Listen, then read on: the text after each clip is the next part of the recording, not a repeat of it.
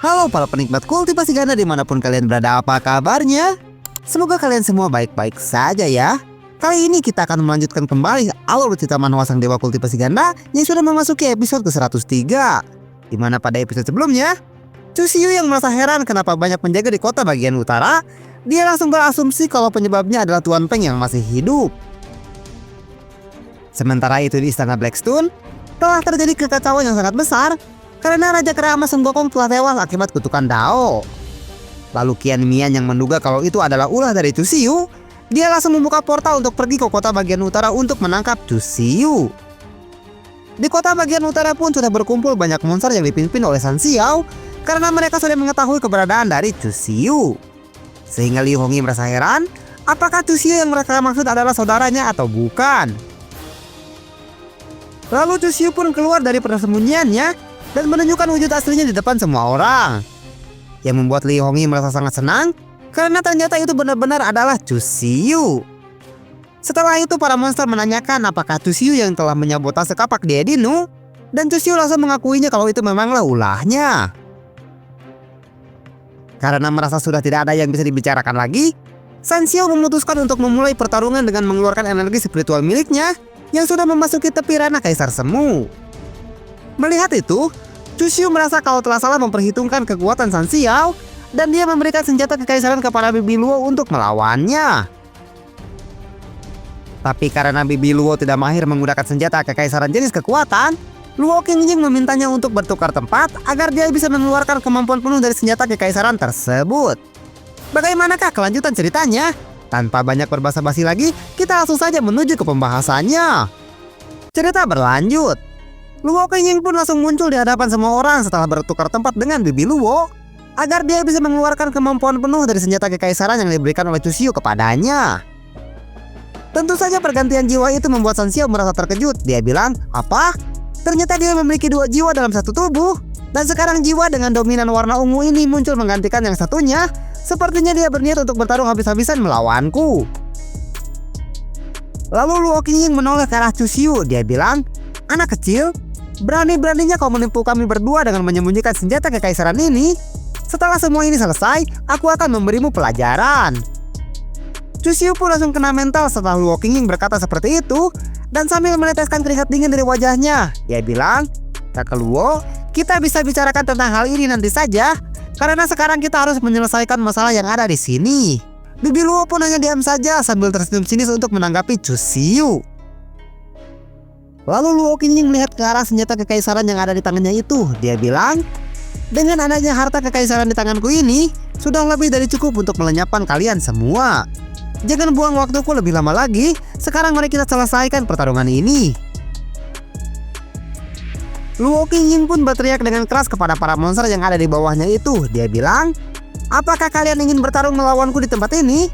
Meskipun ada aturan kuno yang mengatakan kalau seorang kultivator di atas ranah Sage Agung harus bertarung di dalam ruangan hampa, tapi aku tidak keberatan untuk melanggarnya. Namun aku bisa pastikan kalau tempat ini akan lenyap seketika karena imbas dari pertarungan kita." Mendengar peringatan dari Luo Qingying, San Xiao pun berniat bertarung di ruang hampa agar tidak ada korban yang berjatuhan. Dia bilang, "Baiklah, aku hargai tawaran darimu itu. Sekarang aku akan menanganimu terlebih dahulu di ruangan hampa, baru setelah itu aku akan kembali untuk melenyapkan Chusiyu."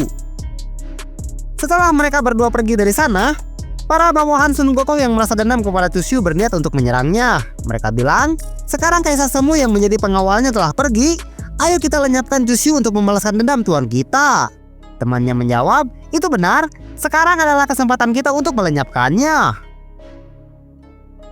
Tapi Qian Mian langsung menghentikan niat mereka. Dia bilang, "Jangan bergerak.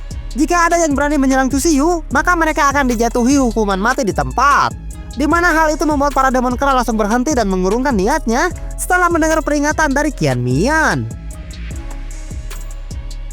Tentu saja para demon kera itu menjadi heran kenapa Qian Mian malah menghentikan mereka untuk menyerang Chusiyu. Mereka bilang, "Qian Mian, apa maksudnya itu? Kenapa kau malah melarang kami untuk menyerangnya?"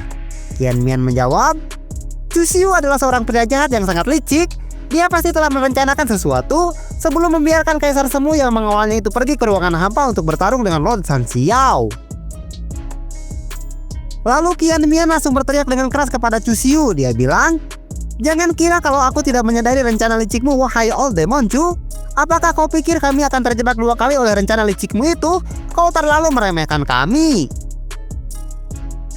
Melihat kekhawatiran dari Qian Mian yang sangat mewaspadainya, Chu Xiu pun tersenyum dan berkata di dalam hatinya, sepertinya Qian Mian mulai merasa panik dan terlalu waspada. Kalau begitu, aku harus sedikit memberikan dorongan kepada mereka agar mau bertindak. Lalu Chu Xiu berteriak dengan suara yang keras untuk memprovokasi mereka. Dia bilang, semuanya, jasad Raja Keramas masih hangat sekarang ini. Apakah kalian tidak mau membalaskan dendamnya kepada orang yang telah melenyapkannya ini? Ini adalah kesempatan yang sangat baik untuk menuntut keadilan bagi pemimpin kalian yang telah tewas secara tidak adil. Tentu saja para Demon Cry itu menjadi sangat marah setelah diprovokasi oleh Chu Xiu. Mereka bilang, berikan kami perintah untuk melenyapkan bocah manusia ini. Kami tidak mungkin hanya diam saja setelah melihat pemimpin kami tewas karenanya. Temannya menambahkan, itu benar. Kami tidak mungkin membiarkan sang pelaku bisa pergi begitu saja dari tempat ini sebelum kami mencabik-cabik tubuhnya. Qian Mian pun merasa kebingungan tentang apa yang harus dilakukannya saat ini, karena Chu Xiu justru malah memprovokasi semua demon yang ada di sana untuk menyerangnya. Dalam hati dia bilang, apa yang sebenarnya sedang dipikirkan oleh sang Old Demonchu ini? Kenapa dia malah memprovokasi orang lain untuk menyerangnya? Sudah jelas dan pasti dia telah menyiapkan sebuah jebakan untuk kami. Tapi sebelum Qian Mian mengambil sebuah keputusan, tiba-tiba seseorang muncul di hadapan mereka dan mendarat setelah melompat dari tempat yang tinggi dengan sangat kuat, sehingga lantai yang ada di sana pun menjadi hancur karenanya. Rupanya, yang datang ke sana itu adalah putri kupu-kupu Diedinu. Terlihat dia memegang kapak yang sebelumnya telah disabotase oleh Chu Xiu untuk melenyapkan Raja Demon Kupu-Kupu, tapi pada akhirnya malah membuat Raja Keramas kehilangan nyawanya. Hai, lihatlah, bukankah itu adalah Diedinu? Dia sudah datang ke sini, ucap para Demon Cry yang ada di sana. Diedinu pun langsung berbalik dan melihat ke arah Chu Xiu sambil mengeluarkan semua amarahnya. Dia bilang, Chu Xiu, kenapa kau melakukan hal ini kepadaku? Tega-teganya kau memanfaatkanku untuk melenyapkan masterku sendiri. Aku tidak akan bisa mengampunimu lagi. Tanpa banyak berbasa-basi, Diedinu langsung menerjang ke arah Chu Xiu untuk melenyapkannya. Karena Diedinu merasa sangat marah kepada Chu Xiu yang sudah memanfaatkannya itu, sehingga Raja Keramas yang sudah merawat Diedinu dari kecil kehilangan nyawanya. Tapi Chu Xiu berhasil menghindari serangan yang dilancarkan oleh Diedinu ke arahnya dengan menggeserkan sedikit tubuhnya ke samping. Meskipun saat ini Chu Xiu sedang melayang di udara, tapi dengan kemampuannya saat ini, serangan seperti itu bukanlah apa-apa baginya. Melihat Chu Xiu yang bisa menghindari serangan dari Diedinu dengan sangat mudah, membuat King Yu dan Qian Mian terkejut melihatnya. Dia bilang, sulit dipercaya, dia bisa menghindari serangan kuat yang dilancarkan oleh Diedinu dengan sangat mudah. King Yu pun bertanya kepada Qian Mian, Qian Mian, haruskah kita menghentikannya sebelum terlambat? Qian Mian menjawab, itu tidak perlu, biarkan dia melampiaskan semua amarahnya kepada Chu Xiu. Kita hanya akan ikut campur kalau nyawanya sedang dalam bahaya. Kembali lagi ke tempat pertarungan, Chu Xiu malah terus memprovokasi Diedinu agar semakin membencinya. Dia bilang, tidak buruk, kebencian memang merupakan sumber kekuatan yang sangat besar. Tatapan mata dari wajahmu itu sekarang lebih mirip dengan Ratu Barba dari kota Tianyao. Mendengar omong kosong dari Chu Xiu, Diedinu langsung melancarkan tebasan kilat kepada tubuh Chu Xiu dan memotongnya menjadi 2 bagian. Tapi sayangnya itu hanyalah sebuah bunsin. Diedinu bilang, tutup mulut busukmu itu. Masterku kehilangan nyawanya gara-gara kau. Jika aku tidak melenyapkanmu hari ini dengan tanganku sendiri, aku akan merasa malu untuk menemuinya. Lalu Chu Xiu langsung muncul di belakang Diedinu dan berbisik tepat di telinganya, sehingga wajah Diedinu langsung memerah karena dia merasa malu. Chu Xiu bilang, kenapa kau sangat bersemangat seperti itu? Bukankah sebelumnya kau sangat menyukaiku? Diedinu menjawab, diam kau, mana mungkin aku menyukai makhluk yang sangat keji sepertimu. Diedinu pun kembali melancarkan serangan bertubi-tubi ke arah Chu Xiu, tapi Chu Xiu berhasil menangkisnya dengan sangat mudah hanya menggunakan tangan kosong saja, yang membuat Diedinu semakin kewalahan karena tidak ada satupun serangannya yang berhasil mengenai Chu Xiu. Lalu Chu Xiu langsung melancarkan serangan cepat ke arah perut Diedinu, yang membuatnya menjerit kesakitan sambil memuntahkan cairan merah dari mulutnya.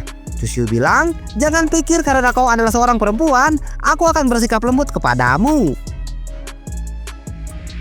Chu Xiu pun mencekiknya dalam mengangkat Diedinu ke atas setelah berhasil menyudahi perlawanannya yang sia-sia itu. Chu Xiu bilang, Kau bahkan belum membuka potensi sebagai seorang kultivator barbar dari kota Tianyao.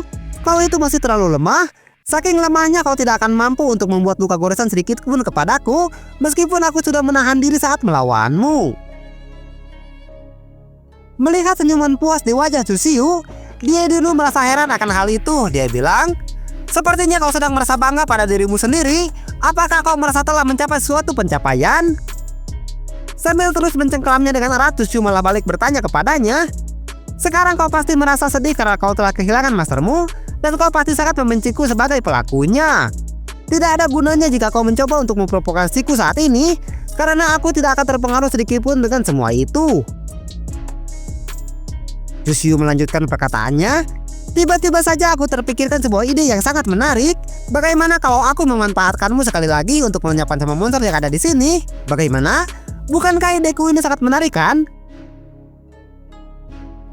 Lalu Tsuchiyu mulai mengalirkan energi spiritual dari tangannya dan sengaja berteriak dengan keras agar semua orang yang ada di sana bisa mendengar suaranya. Dia bilang, "Kebencianmu kepadaku akan semakin kuat jika aku menggunakan teknik manipulasi dan membuatmu melenyapkan semua monster yang ada di sini." Tentu saja para demon yang mendengarnya menjadi sangat marah dengan rencana licik dari Tsuchiyu. Mereka bilang, "Hentikan, cepat lepaskan dia dulu sekarang juga." Demon wanita menambahkan, "Tsuchiyu, kau benar-benar binatang. Kau tidak pantas disebut sebagai seorang manusia." Demon gendut juga berkata, "Ayo kita serang dia bersama-sama dan selamatkan dia dulu darinya." Sementara itu Tsuchiyu sudah memulai untuk menjalankan rencana busuknya. Terlihat energi spiritual miliknya mulai mengalir ke dalam tubuh Diedinu yang membuatnya menjerit kesakitan. Dia bilang, "Hentikan, jangan lakukan itu. Lebih baik kau langsung saja cabut nyawaku ini." Tapi Tsuchiyu malah membisikkan sesuatu yang sangat mengerikan dengan wajah jahatnya itu. Dia bilang, "Biarkan aku memberitahumu sebuah rahasia yang menarik. Sebenarnya sejak awal aku sudah menyiapkan sebuah formasi arah di tempat ini. Jika mereka semua mendekat, aku merasa sangat yakin untuk bisa melenyapkan mereka semua sekaligus."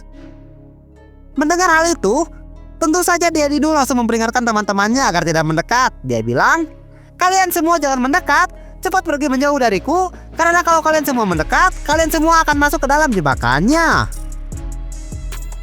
Tapi para demon yang sudah terlanjur marah dan berniat untuk menyelamatkan Diedinu dari Tsuchiyu, mereka malah menghiraukan peringatan dari Diedinu tentang jebakan yang sudah dipersiapkan oleh Tsuchiyu. Mereka bilang, "Kau jangan khawatir, karena kami akan segera menyelamatkanmu dan melenyapkan Tsuchiyu." Melihat teman-temannya yang menghiraukan peringatan darinya, Diedinu menjadi putus asa dan menangis dengan sangat keras. Dia bilang, "Tidak, jangan mendekat. Kenapa semua ini terjadi kepada aku?" Lalu Tsuchiyu melepaskan cengkeraman tangannya dan menjawab yang menjadi pertanyaan dari Diedinu. "Apakah kau ingin tahu kenapa semua ini terjadi kepadamu? Jawabannya karena kau terlalu lemah. Kau terlalu lemah sehingga orang lain bisa mempermainkanmu seperti ini. Jadi semua ini adalah salahmu sendiri." Nonakin yang berada tidak jauh dari sana, tentu saja dia bisa mendengar perkataan dari Tsuchiyu dengan sangat jelas. Dia bilang, "Kenapa kakak Tsuchiyu melakukan hal kejam seperti ini? Bukankah dia mengetahui kalau Diedinu benar-benar menyukainya?" Nonakin yang merasa terkejut dengan perubahan dari Tsuchiyu itu, dia pun bertanya-tanya dan berkata di dalam hatinya, "Dulu waktu aku bertemu dengan kakak Tsuchiyu, dia adalah orang yang sangat baik. Tapi bagaimana bisa dia menjadi sosok yang sangat kejam seperti ini?" Lalu Liu Hongyi pun mencoba menjawab keraguan dari Nonakin. Dia bilang, "Apakah kau ingin tahu alasannya kenapa dia memperlakukan Diedinu seperti itu?" Nonakin berkata, "Apa alasan dia melakukan hal itu? Apakah ada sesuatu yang tidak aku ketahui tentang kakak Tsuchiyu?" Liu Hongyi pun menjelaskan alasannya. Dia bilang, karena bagi Tsuchiyu, Diedinu itu seperti sebuah cermin. Dia melihat dirinya yang dulu dalam diri Diedinu. Dulu Tsuchiyu sangat membenci dirinya sendiri. Dia membenci kelemahan dan ketidakberdayaannya sendiri. Sambil membayangkan sosok Tsuchiyu dan Diedinu, Liu Hongyi melanjutkan perkataannya. Oleh karena itu, dia akan menjadi orang yang sama dengan orang yang menyakitinya dan menyakiti Diedinu dengan cara yang sama. Dia melakukan hal itu agar Diedinu menjadi sangat membencinya dan memaksa Diedinu agar menjadi dirinya saat ini, yaitu seseorang yang berdarah dingin dan tidak mempunyai belas kasihan. Liu Hongyi pun menghampiri Nonakin dan kembali berkata kepadanya, "Kau mungkin berpikir kalau dia itu gila, Tapi kau tidak bisa menyalahkannya, karena dunia inilah yang membuat Cusiu menjadi gila seperti itu. Nona Qin pun bertanya kepada Liu Hongyi, "Kakak Liu, apakah kau tidak takut kepada kakak Cusiu yang menjadi seperti ini?" Ekspresi wajah Liu Hongyi langsung berubah setelah mendengar pertanyaan itu. Dia bilang, "Kenapa juga kau harus takut kepadanya? Karena dia adalah satu-satunya keluargaku di dunia ini dan ceritanya pun bersambung." Waktu naset sakit orangnya pemirsa. Oke lah, tepang deh jeung dewek di episode selanjutnya. Terima kasih banyak bagi yang telah menonton video ini dari awal sampai akhir. Terus dukung semua channel Jago Ngura agar kami bisa tetap berkarya di masa depan. Maju dan berjaya terus Jago Ngura Lovers.